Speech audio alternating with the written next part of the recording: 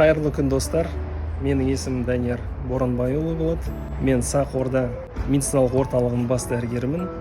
Бүгін мен сіздерді өз жұмысымен таныстырғым келеді, және де біздің медициналық орталықтың жұмысын көрсеткім келеді. Я ее фанат, мам, отвечаю. Бывший за нее не скучаю. Глазки опаснее стволов. Бұл жерде біз науқас қабылдаймыз, науқасты анықтаймыз, науқастың ерекшелігіне байланысты диагнозын қоямыз, науқасқа қажетті ем тағайындаймыз. Бұл бізде Сейітжан Айнұр ханым, 20-дан аса жылдық тәжірибесі бар маман болып табылады, және де Қытай медицинасын өте білікті меңгерген, және де халықаралық медицинаны да меңгерген болып табылады. Дай Юн деген кісі.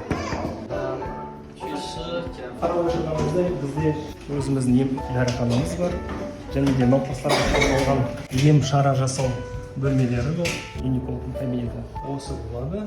Жанна Мартбаевна деген дәрігеріміз. Прегравидарная подготовка для беременности дейді, әйелдер жүкті болуға дайындау мәселесі, ВМС-ті қою алдындағы чекап мәселесі, және де жалпы әйелдің гормональдық статусын көру үшін чекап мәселелері қарастырылады. Түрік халық бауырларымыздан келген түрік дәрігерлеріміз жасайтын шашты орнату мәселесі бізде қарастырылған. Бұл таптырмас дүние десе де болады. Бұл физиотерапия емдеу бөлмесі. Физиологиялық емдер жасалынады. Физиотерапия деп айтамыз оны дұрыстап айтқанда. Қандай ем шаралары кіреді? Бұл жерде толық денені булау, денедегі суықтарды шығару, шөппен булау, және де шөппен орау. Оның барлығы Қытай елінен әкелінеді.